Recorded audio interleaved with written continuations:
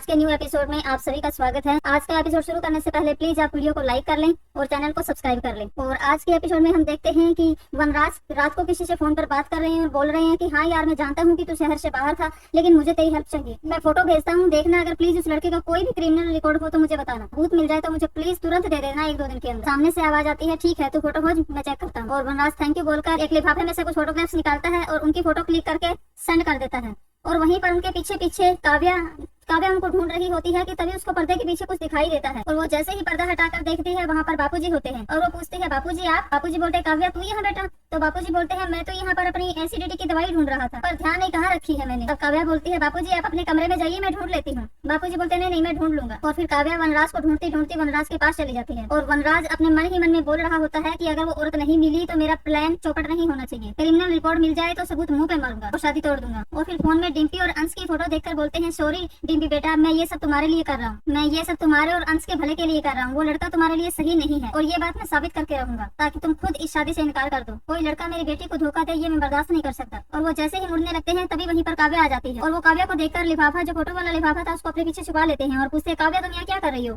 तो काव्या बोलती है, मैं बापूजी की एसिडिटी की दवाई ढूंढ रही हूँ, तुम्हें बाहर देखा तो इसलिए बाहर आ गई। और उसके बाद वनराज कुछ बिना कुछ बोले वहाँ से चले जाते हैं। अब काव्या अपने आप से बोलती है कि वनराज कुछ तो प्लानिंग कर रहा है, मुझे अनुपमा को बताना होगा। और उसके बाद वो अनुपमा को कॉल करती है। अनुपमा उनका फोन उठा लेती है और पूछती है, हाँ काव्या सब ठीक तो है? तब काव्या बोलती है, आई एम सॉरी मैंने तुम्हें इतना लेट फोन किया, लेकिन पता नहीं क्यों मुझे शक हो रहा है कि वनराज कुछ प्लानिंग कर रहा है। वनराज तपिश के खिलाफ कोई प्लानिंग कर रहा है। वो फोन पे सीक्रेटली किसी से बात करता रहता है। अभी भी किसी का फोन आया और उसने बाहर जाकर बात की। मुझे समझ में नहीं आ रहा था कि क्या करूं, किससे शेयर करूं, इसलिए मैंने तुम्हें फोन किया। और इतना सुनते ही अनुपमा देविका को बोलती है कि चलो हमें उस औरत के पास चलना है, उस औरत से मिलकर आते हैं। तो देविका बोलती है, अरे श्योर? अनुपमा बोलती है, सावधान रहेंगे, ध्यान रखेंगे ताकि किसी मुसीबत में न फंस जाए, लेकिन पता तो लगाना पड़ेगा ही कि आखिर चल क्या रहा है। और अगले सीन में हम देखते हैं कि तपिश यानी कि टीटू सो रहा है और उसको नींद में आवाजें सुनाई दे रही हैं। सब उसको ताने दे रहे हैं, हे भगवान इतना बड़ा धोखा, हे भगवान तूने इतना बड़ा धोखा किया।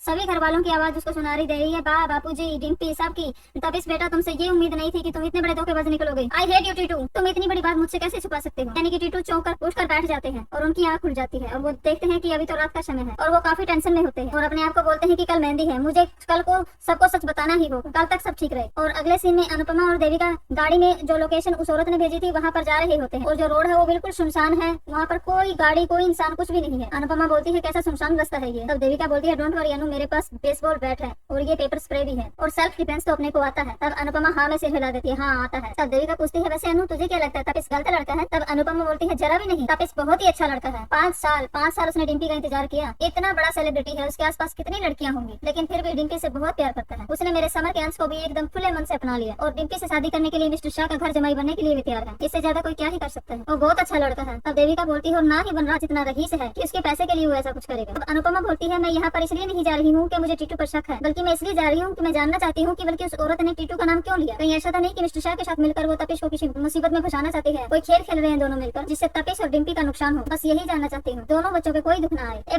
बस और यही रुको। तभी उनकी लोकेशन आ जाती है और वो वहाँ पर गाड़ी रोककर इंतजार करती है और देखती है कि इतनी सुनसान जगह पे कौन मिलने को बुलाता है। दोनों इधर उधर देखने लगती है, पता नहीं उस औरत ने ऐसी सुनसान जगह पर क्यों बुलाया, दूर दूर तक कोई नहीं दिख रहा। तब देविका बोलती है, बाहर मत निकल, गाड़ी में कम से कम सेफ तो है, दरवाजे अच्छे से लॉक है ना। और उसके बाद अनुपमा उस औरत का फोन ट्राई करती है लेकिन फोन स्विच ऑफ आ रहा होता है। तब देविका बोलती है, चल थोड़ी देर और इंतजार करके देखते हैं। और अगले सीन में हम देखते हैं काव्या और वनराज का बेडरूम का सीन है। काव्या अपने मन में बोलती है कि अनुपमा को मैंने बता तो दिया, लेकिन वो बेचारी कैसे पता लगाएगी, मुझे ही कुछ करना होगा। और उसके बाद वो वनराज का फोन लेने की कोशिश करती है और वनराज का फोन ऑन करती है तो उसमें पैटर्न कोड होता है। तो वो अंश की बर्थडे डेट ट्राई करती है और फोन खुल जाता है। उसमें वो देखती है कि किसी इंस्पेक्टर को वनराज ने कुछ फोटोग्राफ्स सेंड की हैं। जैसे ही वो फोटोग्राफ्स ओपन करने लगती है तभी फोन की बैटरी ऑफ हो जाती है और फोन बंद हो जाता है। काव्या बोलती है, व्हाट द हेल, बैटरी को भी अभी जाना था। वनराज की लास्ट चैट किसी इंस्पेक्टर के साथ हुई है, जैसे कुछ फोटोज भेजी हो, लेकिन मेरे देखने से पहले बैटरी चली गई, अब मैं क्या करूँ? और उसके बाद वनराज करवट लेने लगते हैं तो काव्या डरकर उनका फोन रखकर सो जाती है और अपने मन में बोलती है, सॉरी अनुपमा, अब तुम्हें ही कुछ करना होगा। और अगले सीन में अनुपमा और देविका वहाँ उस औरत का इंतजार कर रही होती है। वो बोलती है, अरे आधा घंटा हो गया अभी तक कोई नहीं आया। तब देविका बोलती है, अरे क्या सोच रही है? तब अनु बोलती है, भगवान करे ये कोई प्रैंक हो या कोई स्कैम हो या कोई फ्रॉड हो। डिम्पी बेचारी इतना कुछ सह चुकी है, सच में अब लगता है कि भगवान उसे दुनिया भर की खुशियां मिली। पहले उसके माँ बाप ने उसे मुंह मोड़ लिया, फिर उसके साथ वो हादसा, फिर उसका वो गधेड़ा पति उसको छोड़ के भाग गया। समर से प्यार हुआ और फिर मेरा समर, ऐसा कहकर इमोशनल हो जाती है। बहुत मुश्किल से वो इतने सालों बाद जीना सीखी है, मुस्कुराना सीखी है। भगवान बस अब उसे खुशियां दे, टीटू के साथ वो हमेशा खुश रहे। मेरी और डिम्पी की किस्मत काफी हद तक एक जैसी है, हमें खुशियां तो मिलती है लेकिन ज्यादा देर टिकती नहीं। मुझे देखना, इतना जोर से गिरू, इस बार के टूट गई हूँ, उठने की हिम्मत नहीं हो रही। मुझे तो आदत है, बर्दाश्त कर लिया मैंने, पर बेचारी डिम्पी कैसे करेगी? और इमोशनल हो जाती है, ऐसा लगता है ये फ्रॉड हो, स्कैम हो,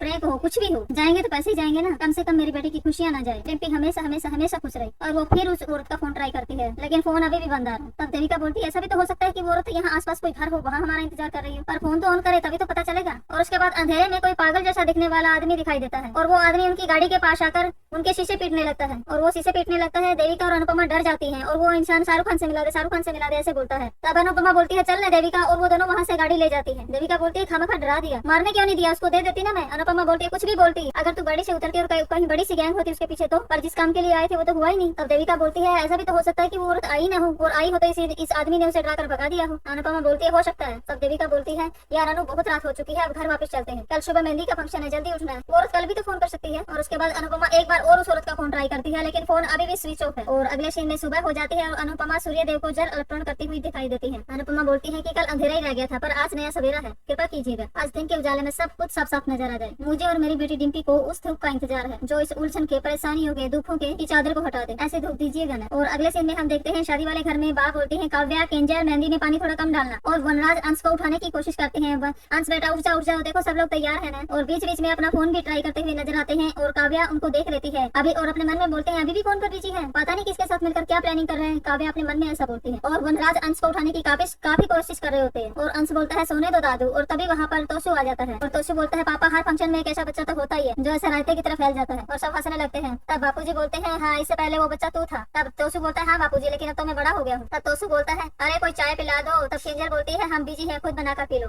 तब बा बोलती है अरे थोड़ी धीरज रख, इतने लोगों की चाय बनने में टाइम लगता है। बाकी वहाँ से आ रही होती है और उसके हाथ से गुलदस्ता गिर जाता है। तब तोशु उसको बोलता है अरे स्वीटी तू काम कम करती है और फैलाती ज्यादा है। और वो बोलती है भाई जानबूझ के थोड़ी गिराया मैंने, आई एम सो सॉरी। और तभी वहाँ पर डिम्पी आती है और बोलती है काव्या केंजल भाभी जरा मुझे मेहंदी का डिजाइन सिलेक्ट करने में मेरी मदद करो ना, कुछ मिल ही नहीं रहा है। तब बा बोलती है हमारे टाइम पे बहुत अच्छा था, वो घर की औरतें ना मेहंदी लगा देती थी, वो ऐसा बीच में गोल कर देती थी और पति का नाम लिख देती थी बस। और आज की मेहंदी वाली ना 1000 डिजाइन दिखाती है और उसमें आप पागल हो जाते हो। तब केंजल बोलती है हाँ बात तो सही है। काव्या कहती है अरे बा इतने सारे डिजाइन होते हैं कि हम पजल हो जाते हैं, कंफ्यूजन हो जाता है। तब बा बोलती है हाँ इसीलिए कहती हूँ ना 100 बात की एक बात, वो जो सादगी है ना उसी में सुंदरता है, सिंपल इज द बेस्ट। अभी काव्या बोलती है अरे बात सिंपल बात तो ये है कि जैसे हम घर पर बैठे हैं तो अदरक की चाय हमारी फेवरेट होती है, और अगर हम बाहर कैफे में जाते हैं तो वहाँ पर तो चाय के कितने सारे ऑप्शन हो जाते हैं जिसे देखकर हम कंफ्यूज हो जाते हैं। तब केंजल बोलती है हाँ मैंने एक कैफे में मिर्ची वाली फ्लेवर चाय मैंने एक कैफे में मिर्ची के फ्लेवर वाली चाय देखी है, सब हैरान हो जाते हैं मिर्ची। तब बा बोलती है क्या तुम्हारे कैफे वाले का पागल हो गए हैं। तब डिम्पी बोलती है अरे बा आम पापड़ फ्लेवर वाली चाय भी होती है। तब बा बोलती है अरे इन लोगों का बस चले ना तो ये लोग चाय में तड़का भी डालेंगे, चाय को चाय ही रहने दो। और तभी वहाँ पर किड्स रेडी होकर आ जाती है और वो बोलती है बड़ी मम्मी मैं भी मेहंदी लगाऊंगी। तब काव्या बोलती है हाँ बिल्कुल लगाना, और देखो कितनी अच्छी बात है कि अभी गर्मियों की छुट्टियां चल रही है, अगर तुम्हारा स्कूल होता था तो मेहंदी भी नहीं लगा पाती। तब किड्स बोलती है हाँ अभी अल्लाह की। बा बोलती है मेहंदी लगाना फिर उसके बाद शांति से बैठ जाना, घर के सोफे चादर दीवार इनको चिपकाना बंद करना। तब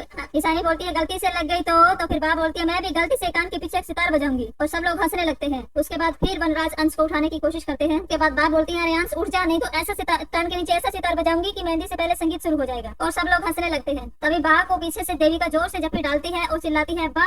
और उसके बाद फिर अनुपमा की एंट्री होती है और बापूजी बड़े खुश होकर बोलते हैं अरे मेरी बेटी आ गई। बा पीछे मुड़कर कुछ बोलने वाली होती है कि देविका बोलती है अरे तू यहाँ कहाँ से आ गई, जब भी आती है आफत लाती है। देविका तुझे कितनी बार कहा है ऐसे चुड़ैल की तरह मुझ पर ना चिपका कर, फिर भी तू मुझसे चिपक जाती है। अनुपमा एक तो तेरा यहाँ आना मुझे पसंद नहीं है, ऊपर से तू अपनी स्टैटू वाली फ्रेंड को भी ले आई। और जैसे ही बा कुछ बोलने लगती है वैसे ही देविका बोल जाती है और देविका तू कितनी बेशर्म है, बिना बुलाए मुंह उठाकर यहाँ चली आई। और इसके बाद देविका बोलती है बा आप ये सब कहना चाहती थी ना, मैंने आपकी कितनी एनर्जी बचा ली, सब कुछ मैंने ही बोल दिया, because I hate for you बा। और वैसे मैं यहाँ बिना बुलाए नहीं हूँ, मुझे बापूजी और डिम्पी ने बुलाया है, सो आई एम हियर। देविका बोलती है वैसे नहीं भी बुलाते मैं तब भी यहाँ चली आती, इतने सालों की जान पहचान जो है हक तो बनता है। तब वनराज बोलते हैं कि हक तो अब तुम्हारी सहेली अनुपमा जी का भी नहीं बनता, तो आपका हक कैसे बनता है। तब देविका बोलती है हंसकर कि वैसे तो कमाल है, क्या बात है तुम्हारी, मुस्कुराते नहीं हो तो रिंकल से नहीं पड़ती, और शाह से हंसी मजाक करने लगती है। तब देविका बोलती है कि अगर आप लोगों को मेरा यहाँ आना पसंद नहीं है तो आप लोगों की खुशी दुगनी नहीं होगी, तो मैं यहाँ से जाती हूँ। और वो वहाँ से जाने लगती है और उसके बाद डिम्पी देविका को रोक लेती है, माँ से प्लीज मत जाइए, मुझे बहुत अच्छा लगा कि आप यहाँ आई। तब देविका बोलती है लेकिन डिम्पी मुझे अच्छा नहीं लगेगा, अगर मेरी वजह से तुम्हारी शादी का फंक्शन खराब हुआ तो इट्स ओके, मैं यहाँ से चली जाऊंगी। तब डिम्पी रोक लेती है नहीं मासी प्लीज मत जाइए मत जाइए। तब बाप बोलती है हाँ हाँ जाने देना बेटा, उसे वो नौकरी वाली है, उसे काम होगा। तब बापूजी बोलते हैं लीला तुम मुझे बोलने पे क्यों मजबूर करती हो, हमेशा की तरह तू ना ना ना ना करती कहेगी, फिर मैं हाँ हाँ हाँ हाँ करता रहूंगा और फिर हम दोनों में झगड़ा होगा और थोड़ी देर के बाद सब शांत हो जाएगा और सब एक साथ नाच गाना करने लगेंगे। इससे तो अच्छा है कि ये सब बिना माहौल खराब किए हो जाएगा। तब बाप बोलती है लेकिन आपने इसे बुलाया ही क्यों? तब बापूजी बोलते हैं हाँ मुझसे बहुत बड़ी भूल हो गई, आई एम सॉरी, मुझे तो तुझे और ये तेरे बेटे को भी नहीं बुलाना चाहिए था, तुम दोनों जाओ। तब बाप बोलती है लो मैं क्यों जाऊँ, मेरे घर में शादी है, मैं यही रहूंगी, मैं शादी में नाचूंगी, गरबा करूंगी, संगीत में भी नाचूंगी, मैं क्यों जाऊँ, मैं देखती हूँ कि मुझे कौन रोकता है। तब बापूजी बोलते हैं मैं रोकूंगा, तू सबको टोकेगी तो मैं रोकूंगा। और ऐसे ही दोनों लड़ने झगड़ने लगते हैं। तब वनराज बा और बापूजी को रोकते हैं, ये क्या कर रहे हैं आप लोग, बच्चे देख रहे हैं यहाँ पे, क्या कर रहे हैं आप लोग। और वनराज बोलते हैं देखा सुपरस्टार अनुपमा जी, आपके शुभ चरण कमल पड़ते ही इस घर का माहौल फिर से खराब हो गया और उसके सोने पे सुहागा ये किया और आपकी ये बदतमीज सहेली भी आपके साथ आई। तब अनुपमा बोलती है आप जरा तमीज से बात कीजिए और शायद आपकी नजर कमजोर है, ध्यान से देखेंगे तो सब लोग हंस रहे हैं, तो माहौल खराब कैसे हुआ। तब परी बोलती है दादी ये आपकी बेस्ट फ्रेंड है। तब अनुपमा बोलती है हाँ ये मेरी BFF है। कंस बोलता है हमें भी तो मिलवाओ और सब बच्चे उनके पास चले जाते हैं। तब डिम्पी बोलती है ये देविका दादी है और देविका शॉक्ड हो जाती है हाँ दादी। देविका बोलती है नहीं नहीं मैं इतनी भी बड़ी नहीं हूँ, बस मैं उम्र में आप लोगों से 2-4 दिन बड़ी हूँ।